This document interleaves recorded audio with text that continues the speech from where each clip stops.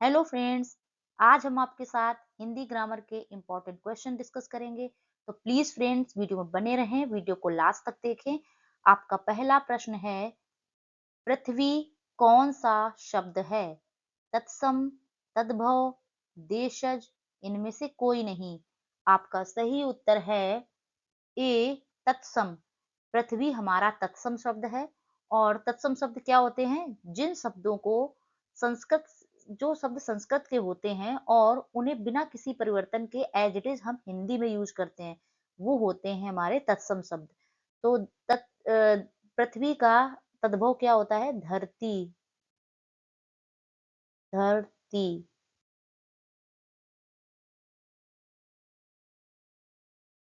आपका दूसरा प्रश्न है, क, ग, ज, फा ध्वनियां किसकी हैं?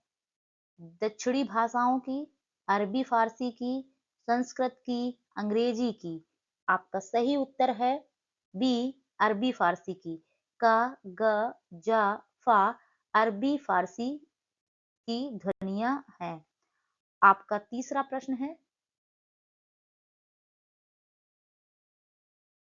निम्नलिखित में से कौन सा पश्च स्वर है? ई, ध, आ, ज। आपका सही उत्तर है सी, आ। पश्च स्वर क्या होते हैं? वे स्वर जिनके उच्चारण में जीभ का पिछला भाग सक्रिय रहता है, उन्हें पश्च स्वर कहते हैं। ये कौन कौन से होते हैं? बड़ा आ, छोटा ऊ, बड़ा ऊ, ओ,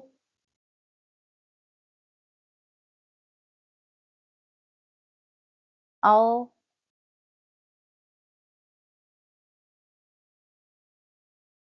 और औ। आपका चौथा प्रश्न है, प्रयत्न के आधार पर ला किस प्रकार की ध्वनि है? उच्छिष्ट, प्रकंपित, संघर्षहीन, पार्श्विक। आपका सही उत्तर है डी, पार्श्विक। य, रा, ला, वा को अंतःस्थ व्यंजन भी कहते हैं, क्योंकि इनका उच्चारण स्वर और व्यंजन के बीच होता है। आपका पांचवा प्रश्न है,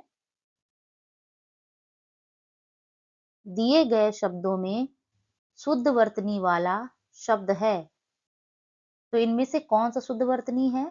इसमें से इसका सही उत्तर है ए। तो सच्चिदानंद हम इस तरह से लिखते हैं। आपका छठवां प्रश्न है, निरर्थक का सही संधि विच्छेद है? निह प्लस अर्थक, निरा प्लस अर्थक, निर प्लस अर्थक, निर प्लस अर्थक। आपका सही उत्तर है ए, निह प्लस अर्थक। इसमें हमारी विसर्ग संधि है।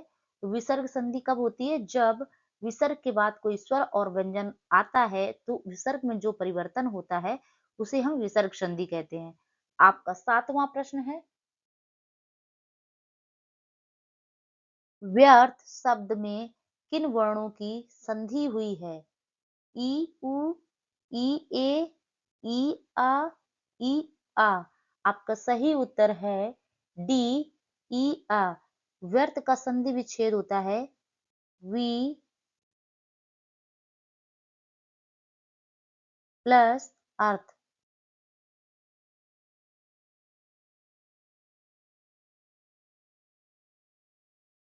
तो यहाँ पे छोटी ई है और यहाँ पे आ है। तो छोटी ई और छोटा आ वर्णों के बीच में हमारी संधि हुई है। और इसमें कौन सी संधि है? इसमें यण संधि है। और यण संधि क्या होती है? जब संधि के समय अगर छोटी ई बड़ी ई के साथ में कोई दूसरा स्वर मिलता है, जैसे यहाँ छोटी ई है और इसका में भिन्न स्वर आ मिल रहा है, तो क्या होता है? तो वो हमारा या बन जाता है। और छोटा ऊ और बड़ा ऊ के साथ अगर कोई अन्य स्वर मिलता है, तो वो हमारा वा बन जाता है। और अगर री के साथ कोई सब भिन्न स्वर मिलता है, तो वो रा बन जाता है। तो अगर छोटी ई बड़ी के साथ कोई दूसरा स्वर आता है, तो वो या में बदल जाता है। छोटा ऊ बड़ा ऊ के साथ कोई भिन्न स्वर होता है, तो वा में। और री के बाद में कोई भिन्न स्वर होता है, तो वो हमारा रा में बदल जाता है। आपका 8वां प्रश्न है,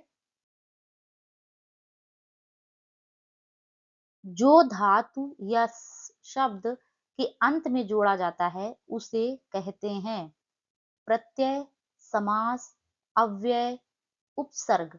आपका सही उत्तर है ए प्रत्यय। तो जो किसी शब्द के अंत में जोड़ा जाता है वो हमारा प्रत्यय होता है। जैसे सावधानी में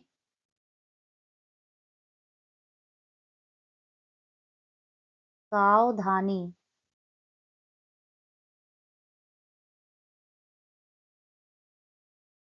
सावधानी में हमारा प्रत्यय क्या है? बड़ी ई, क्योंकि सावधान के अंत में सावधान,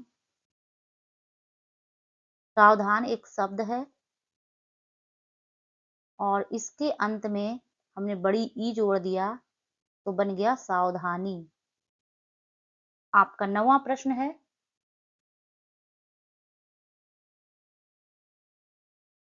गमन शब्द को विपरार्थक बनाने के लिए आप किस उपसर्ग का प्रयोग करेंगे? आ, प्रति, अनु, उप। आपका सही उत्तर है ए आ। तो गमन शब्द का अगर हम विपरार्थक बनाएंगे तो उसमें हम आ लगा देंगे तो क्या हो जाएगा? आगमन। आपका 10वां प्रश्न है, स्पर्श शब्द को विलोमार्थक बनाने के लिए किस उपसर्ग का प्रयोग होगा? अनु, आ, कु, नी। आपका सही उत्तर है बी आ। तो स्पर्श के पहले अगर हम आ लगा देंगे तो बन जाएगा अस्पर्श, जो कि स्पर्श का अपोजिट हो जाएगा, विलोम हो जाएगा। आपका 11वां प्रश्न है, कृदंत प्रत्यय किन शब्दों के साथ जुड़ते हैं? सर्वनाम, विशेषण, क्रिया, संज्ञा। आपका सही उत्तर है सी क्रिया। तो कृदंत प्रत्यय वो प्रत्यय हैं जो क्रिया या धातु के अंत में जुड़ करके नया शब्द बनाते हैं। आपका 12वां प्रश्न है,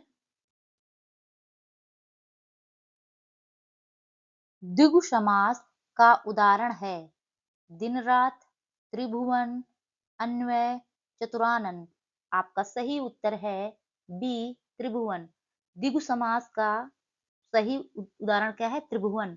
द्विगु समास क्या होता है? द्विगु समास वो समास होता है जिसमें पहला पद संख्यावाचक विशेषण होता है और दूसरा पद विशेष होता है। त्रिभुवन का अगर हम विग्रह करेंगे तो क्या होगा? 3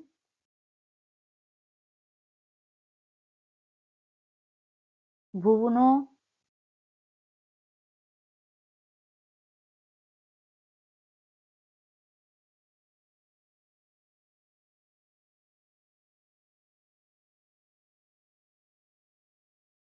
3 भुवनों का समूह। Please friend ignore the writing. तो यहाँ पे पहला पद जो है हमारा संख्यावाचक है। प्लीज फ्रेंड्स, अगर वीडियो पसंद आ रहा है तो प्लीज वीडियो को लाइक करें और चैनल अगर नए हैं तो प्लीज चैनल को सब्सक्राइब करें। आपका 13वां प्रश्न है,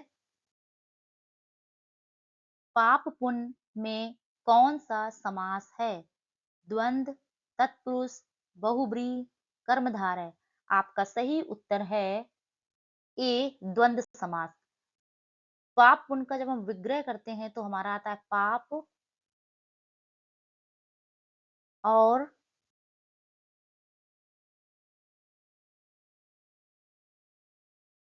पुण्य।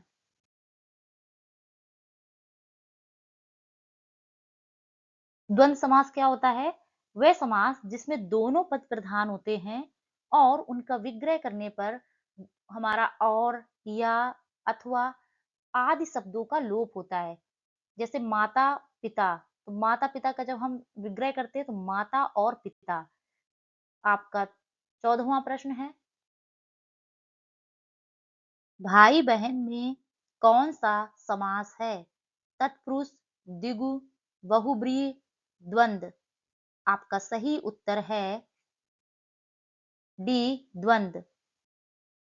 भाई बहन का विग्रह क्या होता है? जब इसका हम विग्रह करते हैं तो उसका आता है भाई और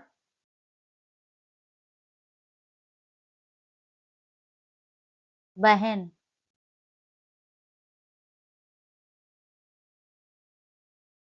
और द्वंद्व समास क्या होता है? जिसमें दोनों पद प्रधान होते हैं और उनका विग्रह करने पर उनके बीच में तथा, या, अथवा, एवं और जैसे शब्दों का प्रयोग किया जाता है। आपका 15वां प्रश्न है, गगनचुंबी में कौन सा समास है? कर्मधारय, तत्पुरुष, अव्ययीभाव, बहुब्रीहि। आपका सही उत्तर है बी, तत्पुरुष समास। कर्म इसमें गगनचुंबी में कर्म तत्पुरुष समास है, क्योंकि जब हम इसका विग्रह करते हैं तो इसका विग्रह होता है गगन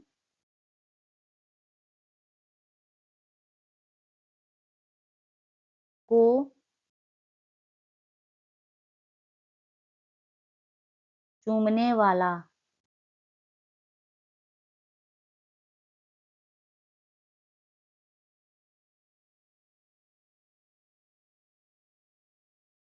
तो इसमें क्या है? इसमें हमारा को कारक का लोप हुआ है, कर्ता ने कर्म को, इसलिए हमारा हो गया कर्म तत्पुरुष समास।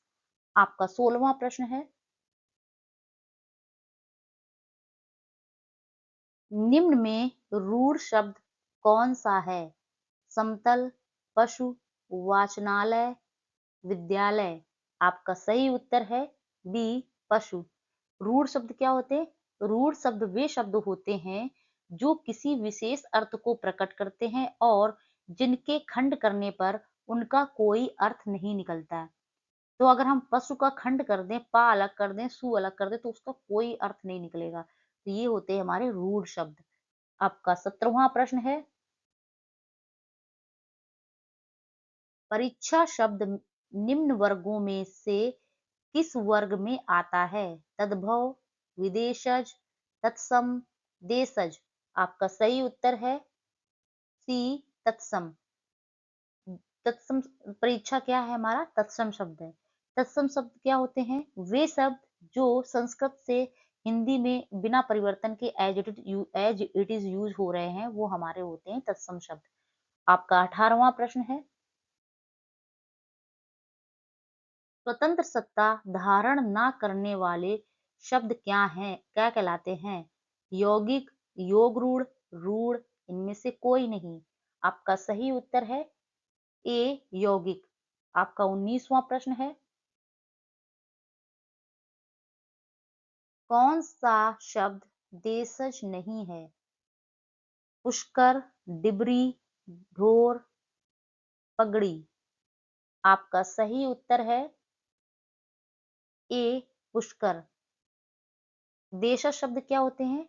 वे शब्द जिनकी उत्पत्ति उत्पत्ति मुख्य रूप से क्षेत्रीय भाषाओं या बोलियों में से प्रयोग किया गया है, तो उन्हीं में से हुआ है। जैसे लोटा, कटोरा, जो भी हम क्षेत्रीय भाषा की क्षेत्रीय भाषाएं होती हैं, जो भी हम आम बोलचाल में यूज करते हैं, तो वो हमारे होते हैं देशज शब्द। आपका 20वां प्रश्न है, रेलगाड़ी शब्द है देशज, संकर, तत्सम, विदेशज। आपका सही उत्तर है बी, संकर।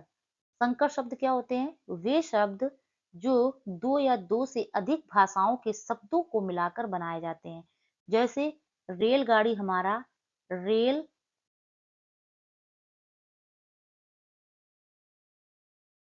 प्लस गाड़ी, इन दो शब्दों से मिलकर बना है।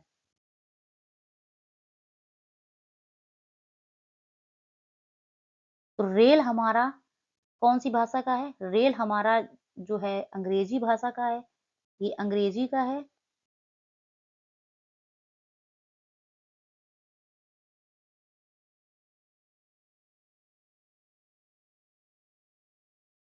और गाड़ी हमारी है हिंदी भाषा का। तो इस तरह से ये हमारा बन गया संकर, क्योंकि दो अलग अलग भाषाओं के शब्द हैं और मिलकर के बन गया रेलगाड़ी।